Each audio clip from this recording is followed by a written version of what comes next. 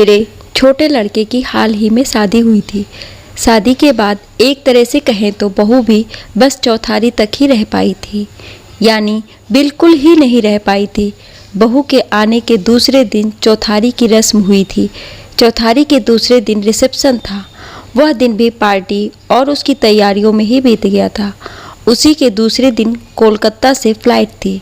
सुबह की ही ट्रेन से बहू और बेटा दोनों निकल गए थे। विंदेश्वरी बाबू पखेरु की तरह उड़ते दिन को याद कर रहे थे। उन्होंने सोचा था कि उनकी पत्नी जानकी भी बहू के साथ ज़्यादा दिन नहीं रह पाई थी। क्यों नहीं कुछ दिनों बाद नई बहू के साथ पुणे में थोड़े दिन रहा जाए। उनके छोटे बेटे और बहू दोनों पुणे में दो अलग अलग IT फर्म में काम करते थे। बहू और बेटे ने जाते ही खुश खबरी दी थी।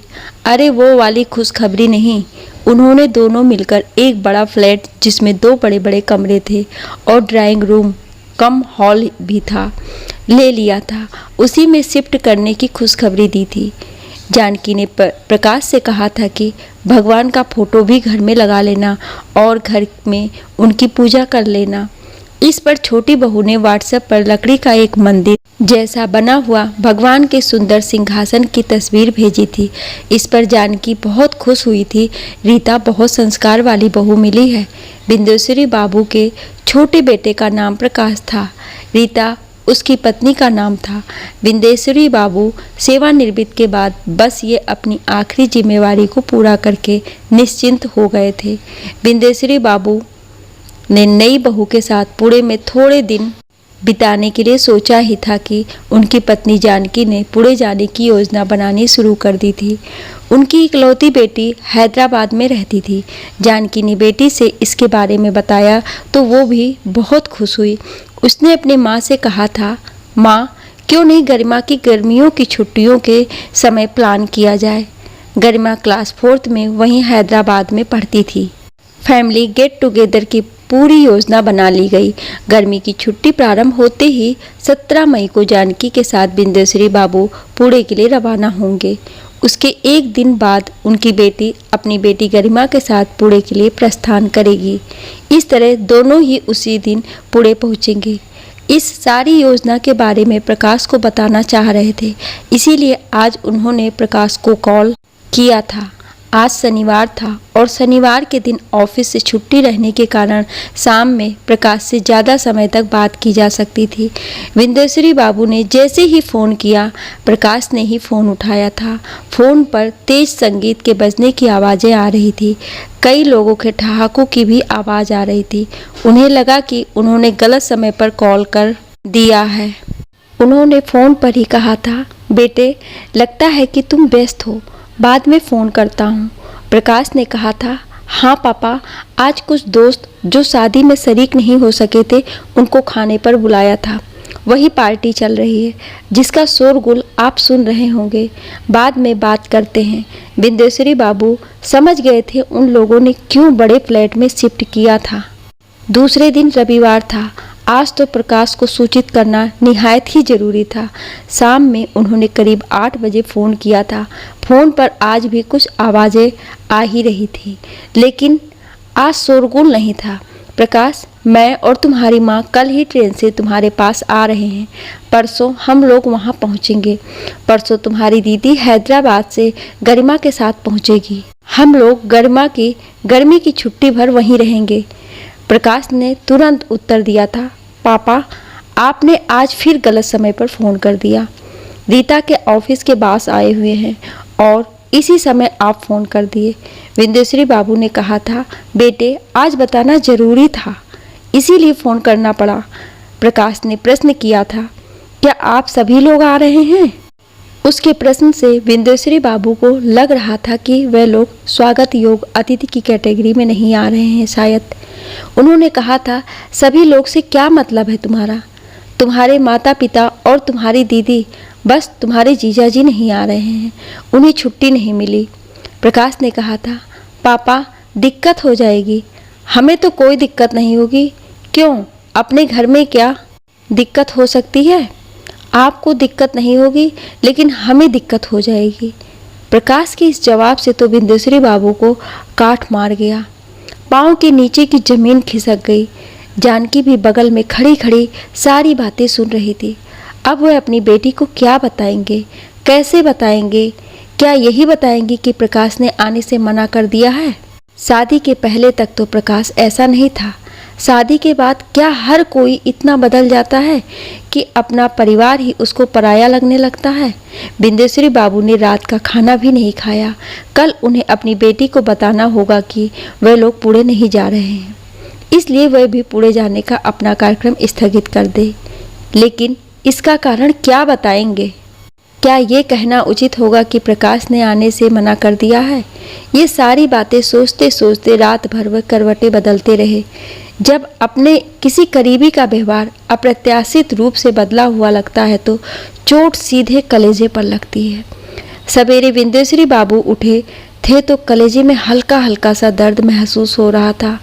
सुबह 8 बजे प्रकाश का कॉल आया था। कांपते हाथों से बिंदेश्वरी बाबू ने फ़ोन उठाया था। पापा सॉरी, कल मैंने रीता से बिना डिस्कस किए हुए कह दिया था कि दिक्कत हो जाएगी। मैंने रात में रीता से डिस्कस किया। रीता आप लोगों को ज़रूर बुलाने पर जोर दे रही है। आप लोग अवश्य आएँ। कार्यक्रम में कोई फेरबदल मत कीजिएगा। बिंदेश्वरी बाबू चुप ही रहे। प्रकाश ने फिर फ़ोन किया। पापा आप लोग आ रहे हैं ना? मोबाइल जानकी ने अपने हाथ में ले लिया। हाँ बेटा, हम लोग अवश्य आ रहे हैं। फ़ोन काटने के बाद जानकी ने अपने पति को झकझोरकर संज्ञा शून्यता की स्थिति से जगाया था। वह बोली थी, मैं कह रही थी ना कि बहू बहुत संस्कार वाली है, वह सब संभाल लेगी। बिंदेश्वरी बाबू को अभी भी समझ नहीं आ रहा था दिक्कत किसे था, लेकिन ये समझ में आ गया था कि बच्चों को दी गई परवरिश में जरूर कोई कमी रह गई थी। कहीं ना कहीं खुशी का कोई कण किसी कोने में छिपा हो शायद। इसी की आस में वे पुणे जाने की तैयारी में लग गए थे। बिंदेश्वरी बाबू आज बहुत खुश थे। वे अपनी पत्नी जानकी के साथ आज अपने बेटे बहू के पास पुणे जा रहे थे। उनकी पत्नी भी बहुत खुश थी। उन्होंने हैदराबाद में रह रही अपनी इकलौती बेटी और नतनी गरिमा के भी आने का कार्यक्रम बना दिया था। गरिमा की गर्मियों की छुट्टियां थी, इस तरह बेटी से मिलने का भी मौका मिल जाएगा। नतनी से तो लगता है कि उसके पहले जन्मदिन के सालों बाद मिलेगी। इतनी सारी खुशियां भगवान एक साथ दे रहे हैं। कभी कभी डर भी लगने लगता है, क्योंकि इतनी सारी खुशियों के साथ उत्सव मनाने की आदी नहीं है वो। इसीलिए एक स्वाभाविक डर भी जेहन में घर कर लेता है। करीब 32 घंटे की निरापद और सुखद यात्रा के बाद वे सुबह 6:30 बजे पुणे पहुंचने ही वाले थे। उन्होंने ट्रेन का कोच और बर्थ नंबर SMS द्वारा बेटे प्रकाश के मोबाइल पर भेज दिया था। प्रकाश ने इसे कंफर्म भी किया था। उसने रिप्लाई किया था कि वह उन्हें लेने आ जाएगा।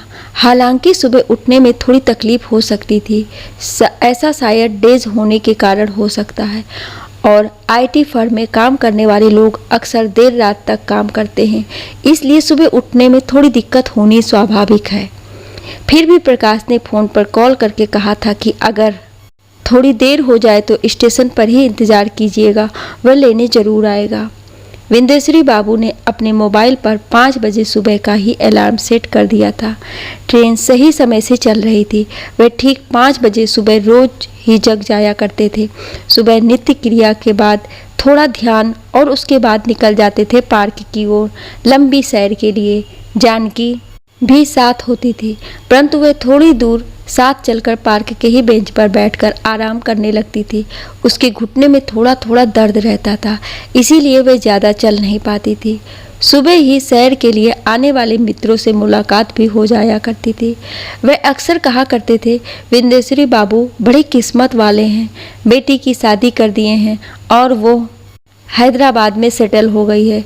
बेटा पुणे में अच्छी नौकरी पर लग गया है, बेटे की शादी भी कर दिए हैं। अब क्या है, खुद भी रिटायर हो गए हैं, बस आराम से ज़िंदगी गुजारनी है।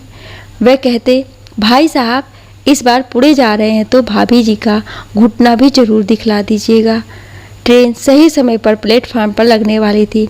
उन्होंने प्रकाश को अपने मोबाइल से कॉल किया था। रिंग जाता रहा लेकिन किसी ने नहीं उठाया। उन्होंने अपना सारा सामान समेटा।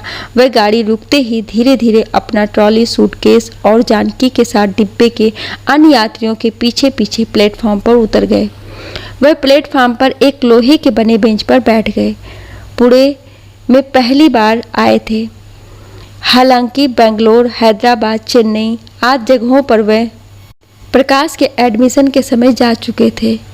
उस समय उनकी अवस्था भी 55 के करीब रही होगी।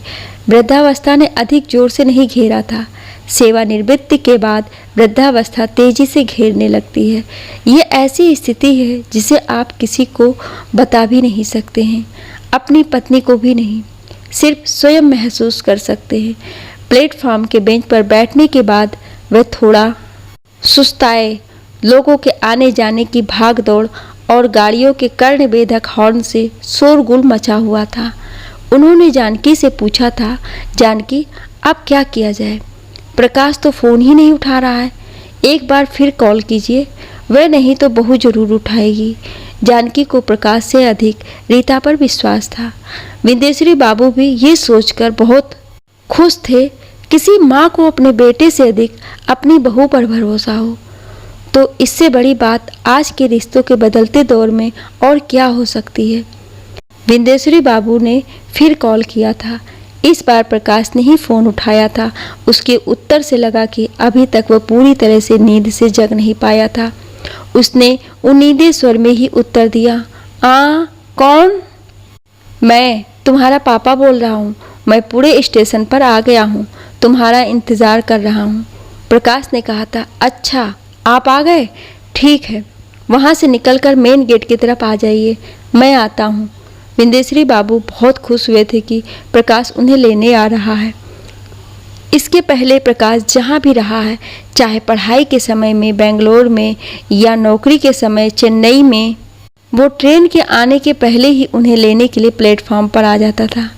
आज ऐसा पहली बार हुआ है, खासकर शादी के बाद की वह उन्हें रिसीव करने के लिए ट्रेन आने के पहले से प्लेटफॉर्म पर मौजूद नहीं था। इस बार हो सकता है कि काम की अधिकता के कारण उसे रात तक जागना पड़ा हो। जब रात को कोई भी विलंब से सोएगा तो सुबह में नींद खुलने में देर हो ही जाएगी। विंदेश्वरी बाबू ने विश्लेषण करके देखा तो लगा कि प्रकाश ने 1-2 साल पहले जब से कंसल्टिंग फर्म के जॉब को स्विच किया है, तब से उस पर काम की अधिकता का बोझ हावी हो गया है। वह तनाव में भी रहने लगा था। वह और जानकी दोनों ही स्टेशन से बाहर आ गए थे और वेटिंग लाउंज में ही प्रकाश का इंतजार करने लगे थे। सुबह में उन्हें चाय की ज़रूरत होती है। वह नित्य क्रिया से तो ट्रेन निवृत्त हो लिए थे। जानकी को भी उन्होंने उठाकर फ्रेश होने को कहा था। उसने भी ट्रेन में ही ब्रश कर लिए थे, इसीलिए बैठे बैठे उन्होंने चाय मंगवाई थी। उन्होंने जानकी के साथ चाय की पहली चुस्की ली ही थी कि उनके मोबाइल की घंटी बजी थी। उन्होंने हड़बड़ी में पैंट की पॉकेट से मोबाइल निकाला तो थोड़ी चाय छलक कर उनके शर्ट पर भी गिर गई। उन्होंने देखा कि ये तो प्रकाश का फ़ोन है। उन्होंने रिसीव किया तो उधर से प्रकाश पूछ रहा था, आप कहाँ पर हैं? विंदेश्वरी बाबू को क्या मालूम कि वह कहाँ पर है। इसके पहले कभी पुणे तो आए नहीं थे। उन्होंने कहा था कि बुकिंग काउंटर के सामने के हॉल में इंतज़ार कर रहे हैं। प्रकाश ने फिर पूछा, किस हॉल में वेट कर रहे हैं? यह आवाज़ ठीक से उन्हें सुनाई नहीं दी। पता नहीं, या तो कुछ इस अवस्था में पहुंच जाने के कारण उन्हें श्रवण दोष हो गया था, या उसी समय गुड्स ट्रेन के पार होने के कारण कुछ आवाज़ें बढ़ गई थी और वह अच्छी तरह शब्दों को सुन नहीं सके या शब्दों को पकड़ नहीं सके। इसके बाद प्रकाश का कॉल नहीं आया था। विंदेश्वरी बाबू भी कुछ अनमने से, कुछ लंबे सफ़र में थकावट के कारण सुस्त से हो गए थे। कभी कभी नींद की झपकी भी आ जाती थी। जानकी ने उन्हें जगाते हुए कहा था, फिर से प्रकाश को कॉल कीजिए ना, इसी तरह स्टेशन पर ही बैठे रहिएगा। विंदेश्वरी बाबू प्रकाश के नंबर पर जैसे ही कॉल लगा रहे थे कि प्रकाश ढूंढता हुआ वहां आ गया। दूर से उसने कॉल किया था, पापा हमने आपको देख लिया है, आप लोग वहीं पर रुकिए। वह वहां आया था। विंदेश्वरी बाबू को प्रकाश का चेहरा और चेहरे का हाव भाव नॉर्मल नहीं लग रहा था। कुछ गुस्से में था, कुछ खिन्नता का भाव चेहरे पर स्पष्ट देखा जा सकता। उसने प्रीपेड टैक्सी ले ली थी। टैक्सी में सारे लोग सवार हो गए। टैक्सी चलती रही। प्रकाश ने पापा मम्मी को प्रणाम करने के बाद कुछ समाचार नहीं पूछा था। साधारणतया वह पूछा करता था, ट्रेन से यात्रा में कोई दिक्कत तो नहीं हुई? आपके सहयात्री तो ठीक थे? कभी कभी अच्छे सहयात्री नहीं मिलने के कारण भी दिक्कत हो जाती है, वगैरह वगैरह। लेकिन एक सन्नाटे के सिवा कुछ नहीं व्याप्त था उनके बीच। इस सन्नाटे को जानकी ने ही तोड़ा था। प्रकाश, सब ठीक है ना? रीता तो ठीक है ना? प्रकाश ने सिर्फ हाँ हूँ में ही जवाब दिया था। जानकी समझ नहीं पा रही थी कि इतना अधिक बात करने वाले प्रकाश को आखिर हो क्या गया था। इसी समय अचानक टैक्सी के दाहिने तरफ के पिछले चक्के से आवाज़ आने लगा। स्पीड में जाती हुई टैक्सी डगमगाने लगी। टैक्सी वाले ने गाड़ी रोक दी। टायर पंक्चर हो गया था। टैक्सी वाले ने कहा, मेरा टायर पंक्चर हो गया है, मेरे पास स्टेपनी भी नहीं है, इसलिए इसे ठीक करने में समय लगेगा। इसलिए आप ओला कैब को बोल दीजिए। कहिए तो मैं आपके लिए ओला कैब बुला देता हूँ। प्रकाश, नहीं नहीं, रुको, मैं ही बुलाता हूँ। प्रकाश ने अपने मोबाइल से ओला कैब से कांटेक्ट किया। उधर से रिप्लाई आया कि 20 मिनट के अंदर ओला कैब आ रहा है। प्रकाश ने तब तक टैक्सी वाले को रुकने को कहा था। टैक्सी वाले ने ही सामान निकाला था। ओला कैब आ गया था। टैक्सी वाले ने ओला कैब पर सामान लोड करने में मदद की थी। सामान भी कहाँ ज़्यादा था। सामान सहित बिंदेश्वरी बाबू और जानकी ओला कैब में स्थानांतरित हो गए थे या कर दिए गए थे। वह दोनों भी तो सामान जैसे ही लग रहे थे। ना कोई बातचीत, ना कोई समाचार के बारे में पूछताछ। उनकी बेटी भी हैदराबाद से आ रही थी, उसके बारे में भी प्रकाश ने कोई इंक्वायरी नहीं की थी। प्रकाश जानकी और बिंदेश्वरी बाबू के सामान के साथ अपने फ्लैट में पहुंचकर उन्हें लिविंग रूम में छोड़कर स्वयं बेडरूम में चला गया था। वहाँ रीता अभी सोई हुई थी। वह नाइटी में ही थी। वह हड़बड़ा कर उठी थी। वह तुरंत बाथरूम में गई। फ्रेश होकर उसने मिनटों में ही अपना परिधान परिवर्तित कर सलवार सूट पहन लिया था। बाहर लिविंग रूम में आकर उसने बिंदेश्वरी बाबू और जानकी के पांव छुए। इतने में गरिमा का फ़ोन आया था। प्रकाश ने कॉल रिसीव किया था। गलती से प्रकाश से लाउड स्पीकर बटन दब गया। मोबाइल पर गरिमा की आवाज़ जानकी और बिंदेश्वरी बाबू ने भी सुनी। मामा जी, हम लोग भी पूरे स्टेशन पहुंच गए हैं। ऑटो लेकर जो पता आपने एसएमएस किया था उस पर पहुंच रहे हैं। प्रकाश ने पूछा था, कोई दिक्कत तो नहीं होगी? गरिमा, नहीं मामा जी, कोई दिक्कत नहीं होगी। माँ तो पुणे में ही रहकर एमबीए की थी, इसे सब मालूम है। इस तरह गरिमा का प्रकाश से इतनी विश्वसनीयता के साथ बात करना जानकी को बहुत अच्छा लगा। वह बिंदेश्वरी बाबू से बोली, देखे आपकी नतनी कितनी कॉन्फिडेंस से बात कर रही है। बिंदेश्वरी बाबू भी बहुत खुश नजर आए। प्रकाश ने उत्तर दिया था, ठीक है, आ जाओ। 15 से 20 मिनट बाद बेटी और नतनी गरिमा ने जैसे ही प्रकाश के फ्लैट का दरवाज़ा खोला, प्रकाश की ज़ोर ज़ोर से चीख कर बोलने की आवाज़ें साफ सुनाई दे रही थी। उसमें खिन्नता भी थी और अंतर्निहित गुस्सा भी।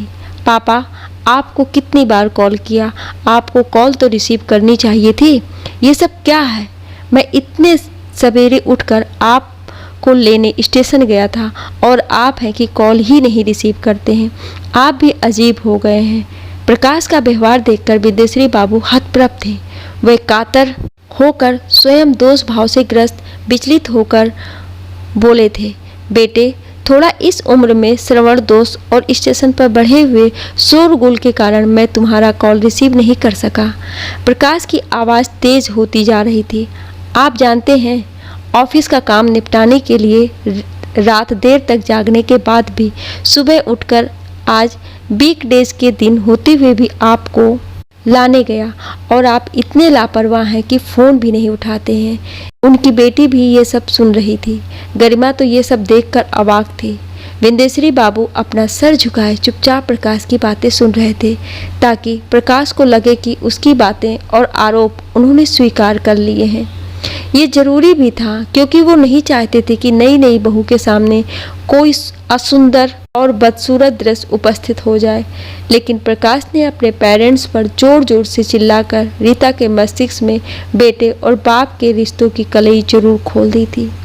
जिस माता पिता को बेटा ही सम्मान नहीं देता हो, उसे बहू क्या सम्मान देगी। जानकी ने देखा कि अपनी बहू रीता भी कमरे के पर्दे के पीछे खड़ी होकर सारा दृश्य देख रही थी, पर उपहासपूर्ण स्मित भाव लिए हुए। थोड़ी देर बाद बिंदेश्वरी बाबू संज्ञा शून्यता की स्थिति से वापस लौटे थे। तत्काल स्थिति को संभालने के लिए और अपनी नज़रों में गिरती अपनी खुद की साख को और गिरने से रोकने के लिए अपने को नित्य क्रिया में लगा देना ही उन्हें श्रेयस्कर और उचित लगा। प्रकाश जल्दी जल्दी तैयार होने लगा। रीता ने चाय बनाकर बिंदेश्वरी बाबू, जानकी और प्रकाश की बहन को चाय दी। इतने में झाड़ू पोछा लगाकर खाना बनाने वाली मेड भी आ गई थी। उसने रोटी बनाई। रीता और प्रकाश साथ साथ बैठकर नाश्ता किए। किचन से नाश्ता निकालकर प्रकाश ने ही लाया था। जानकी भी ये सब खुली आंखों से देख रही थी। उसे समझ आ रहा था कि जहाँ पति पत्नी दोनों ही काम करते हों, रिश्तों की अहमियत तभी समझी जाती है जब दोनों में सारे कामों को एक दूसरे के लिए शेयर करने में होड़ लगी हो। कौन किस दिन कितना अधिक अपने पार्टनर को खुश करने के लिए क्या क्या किया। दोनों ही नाश्ते के बाद एक साथ काम के लिए निकल गए थे। प्रकाश ही बोलते हुए गए थे, माँ, दीदी, आप लोग खाना खा लीजिए, मेड पूरा खाना बनाकर आएगी। रीता ने उसे जरूरी निर्देश दे दिए हैं। प्रकाश के आने में 9 बज जाया करते थे। रीता 8 बजे आ गई थी। बिंदेश्वरी बाबू को रीता खाना देने लगी तो वह बोले थे कि प्रकाश के आने के बाद साथ ही खाएंगे। प्रकाश 9 बजे ही आए थे। उन्होंने फ्रेश होने के बाद खाना लगाने को कहा था। पापा, आपने खाना खा लिया? नहीं बेटे, सोचा तुम्हारे साथ ही खाएंगे।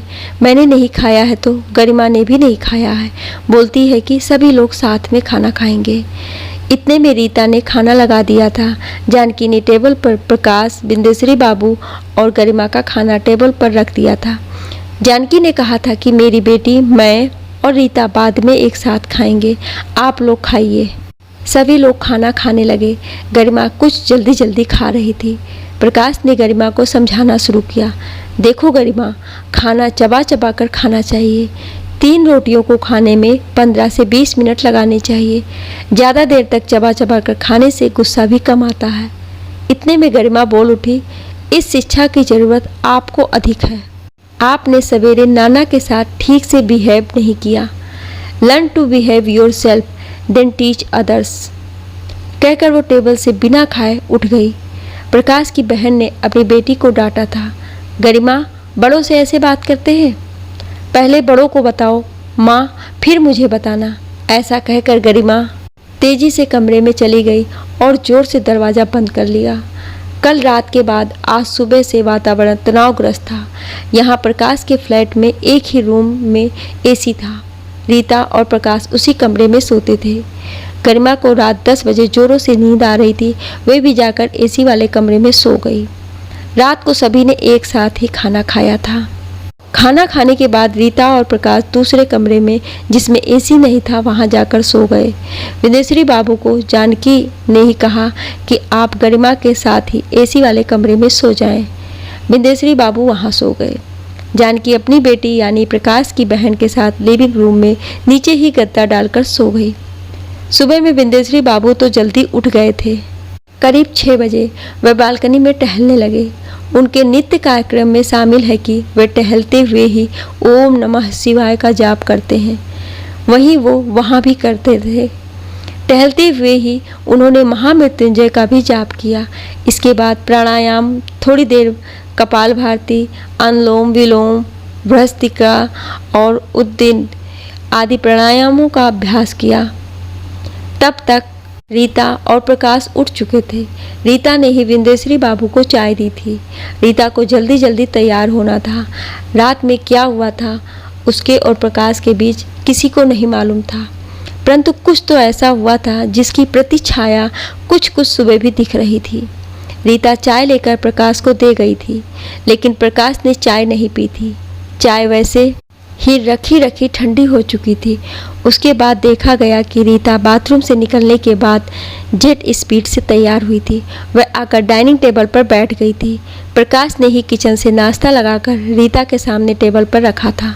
बीच में बिंदेश्वरी बाबू ने वातावरण में व्याप्त बर्फ को पिघलाने के लिए रीता से कहा था, जानती हो बहू, मैंने प्रकाश के जन्मदिन पर एक कविता भेजी थी। रीता ने अनमने ढंग से कहा था।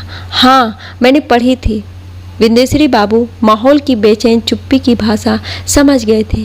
प्रकाश का रीता के लिए नाश्ता लगाकर टेबल पर रखना कुछ अजीब लगा था। बिंदेश्वरी बाबू ने जानकी को इशारे से चुप ही रहने के लिए कहा था। रीता नाश्ता करने के पहले करीब 2 घंटे तक कमरे में प्रकाश के साथ पता नहीं क्या खुसुर पुसुर कर रही थी।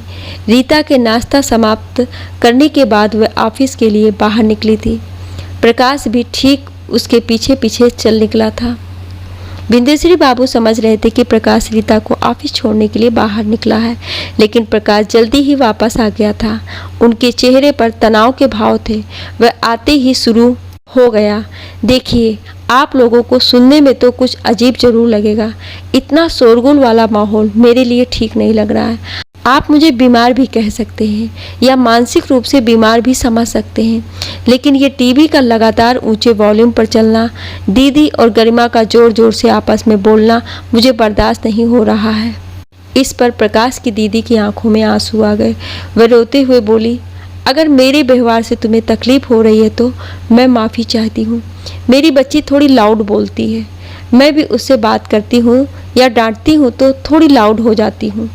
इसके लिए मुझे माफ़ कर दो। बिंदेश्वरी बाबू पूजा कर रहे थे। उनसे रहा नहीं गया। वे पूजा के बीच में ही उठ गए।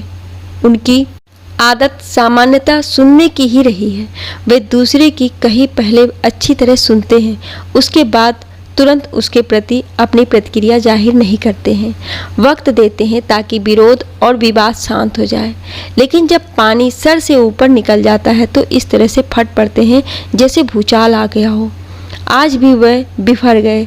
उनका गुस्सा बाहर निकल पड़ा। देखो प्रकाश, मैं पिछले 1-2 दिन से, जब से हम लोग आए हैं, मैं देख रहा हूँ कि तुम असहज हो गए हो। कुछ भी किसी को भी कभी भी बोल दे रहे हो। तुम अगर मुझे कुछ कहते हो तो मैं बर्दाश्त कर लूँगा, लेकिन अगर जानकी और मेरी बेटी की इज्जत नहीं करते हो तो मैं इसे बर्दाश्त नहीं कर सकता। मेरी बेटी मेरे कहने से यहाँ आई है। उसके दिल को दुखाने वाली कोई भी बात कहना मुझे मेरा अपमान लग रहा है।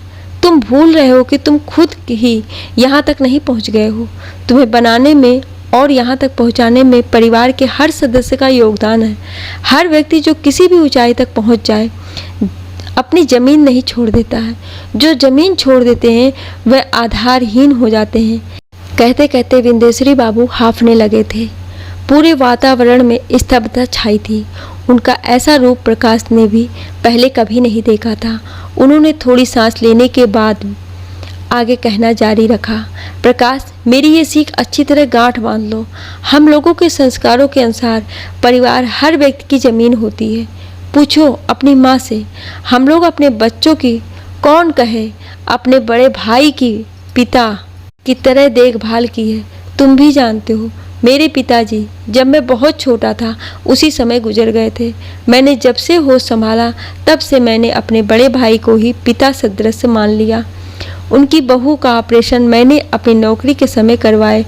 तुम्हारी दादी मरने तक मेरे पास ही रही। ये तो तुमने भी देखा होगा। मैंने अपने ममेरे भाई की पत्नी, जो ब्रेस्ट कैंसर से ग्रस्त थी, अपने 2 कमरे वाले छोटे से क्वार्टर में रखकर 4 महीने तक इलाज करवाया। तुम्हें तुम्हारे माँ बाप, बहन और भांजी 10 दिन के लिए यहाँ आए हैं, वही भारी पड़ रहे हैं। मैं जानता हूँ कि तुम ये सब अपनी नई पत्नी के ऊपर अपना इम्प्रेशन और रुतबा दिखाने के लिए कर रहे हो, और शायद उसे प्रभावित करने के लिए भी। इससे तुम्हारा रुतबा बढ़ेगा नहीं और भी गिर जाओगे उसकी नज़रों में। वे अभी नहीं, इसीलिए तुम्हें मैं ये हिदायत दे रहा हूँ ताकि तुम अपने को अपनी पत्नी के सामने मेरे द्वारा अपमानित हुआ नहीं समझो। प्रकाश हकलाते हुए बोलने लगा। जब उसका गुस्सा अपने हदों तक पहुंचने लगता है तो वो बोलने पर हकलाने लगता है। आप लोग जो भी कहें, लेकिन मैं ये मानता हूँ कि मैं आज जो कुछ हूँ वह मेरी व्यक्तिगत उपलब्धि है। मैं आज के दिन यही मानता हूँ और आगे भी यही मानता रहूँगा। इतना कहकर वह बिना किसी का कुछ और कहा हुआ सुने एसी वाले कमरे में जाकर बंद हो गया।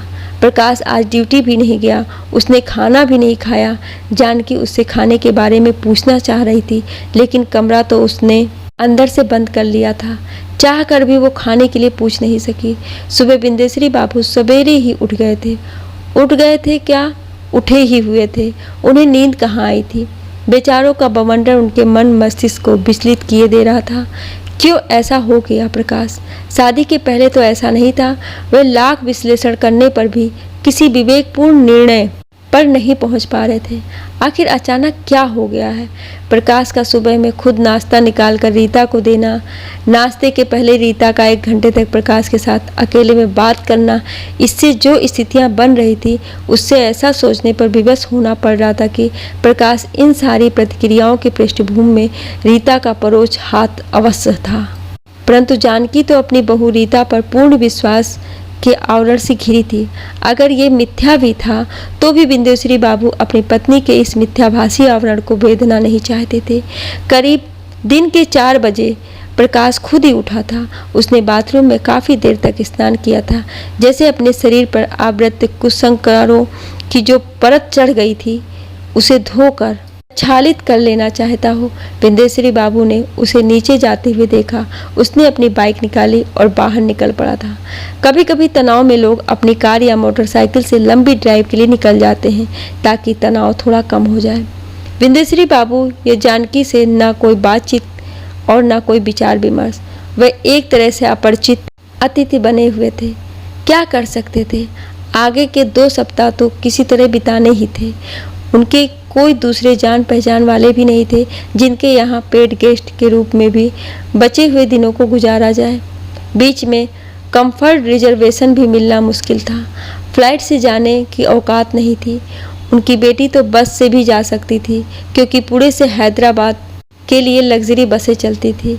बिंदेश्वरी बाबू ने मन को दृढ़ कर लिया था, चाहे जो भी हो, जब तक प्रकाश सबों का सामान बाहर नहीं फेंक देता है और धक्के मारकर बाहर नहीं निकाल देता है, तब तक बाहर से खरीद कर ही सही खाएंगे और यहीं रहकर अपना भरण पोषण करते रहेंगे। बिंदेश्वरी बाबू, उनकी पत्नी, उनकी बेटी और नतिनी गरिमा खामोशी के धागे से मानो अपनी जीहा को सी चुके थे। उनके बीच ना कोई बातचीत, ना कोई विचार विमर्श। वे सभी अपरिचित से बने हुए पलों को गिन गिन कर सरकते हुए सुन रहे थे। शाम के करीब 6 बजने को हुए थे। जानकी अपनी बेटी के साथ नीचे उतरकर स्टोर से दूध ले आई थी। चाय बनाई गई। बिंदेश्वरी बाबू ने भी चाय पी थी। शाम को 1 कप चाय पीने की उनकी आदत थी। इसमें जब से जानकी का साथ हुआ था कभी भी व्यवधान नहीं आया था। अगर किसी जान पहचान वाले के यहाँ भी वे जाते थे तो जानकी शाम की चाय के बारे में पहले ही बता देती थी। वह लोग अपनी अपनी चाय खत्म ही किए थे कि खाना बनाने वाली बाई आ गई थी।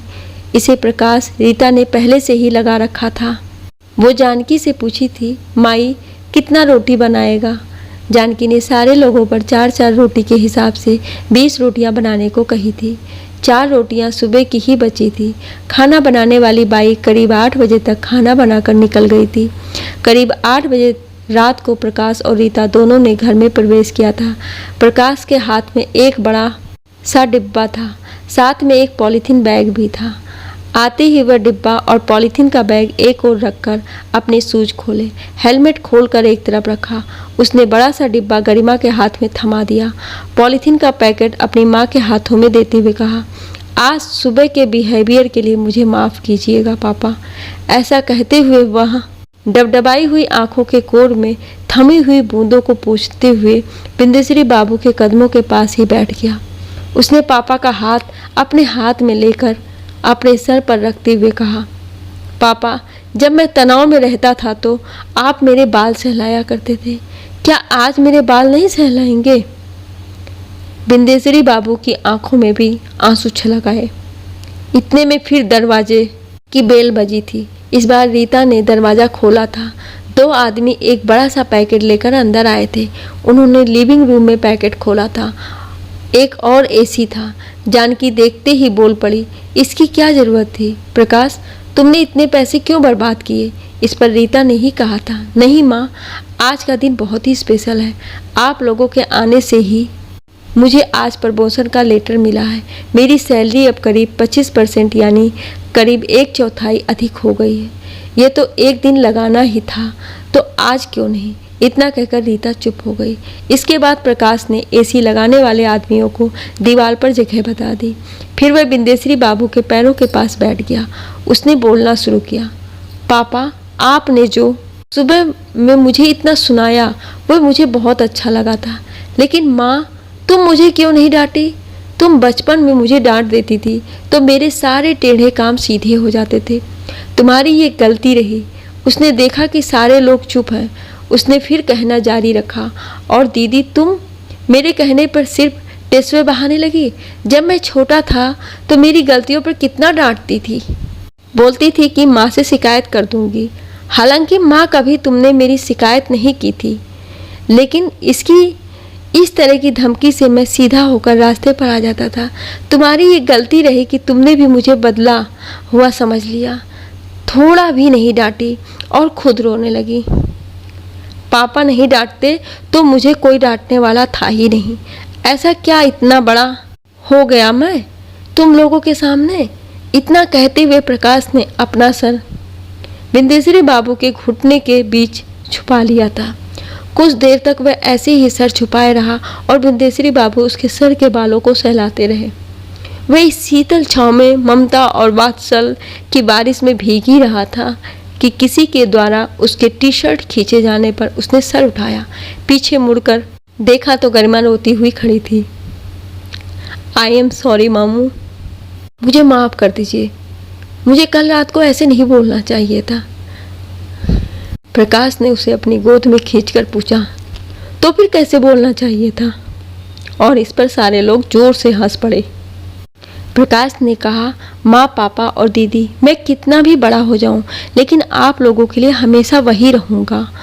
मेरी गलती पर आप लोग मुझे डांट लगा सकते हैं। और ये कहते हुए प्रकाश अपने पापा के गले लग गया। सभी के मन में गिले शिकवे दूर हो चुके थे। ये कहानी आपको कैसी लगी? आप अपनी राय कमेंट बॉक्स में ज़रूर दीजिएगा, और ऐसी ही कहानियाँ सुनने के लिए हमें सब्सक्राइब ज़रूर करें। Thank you.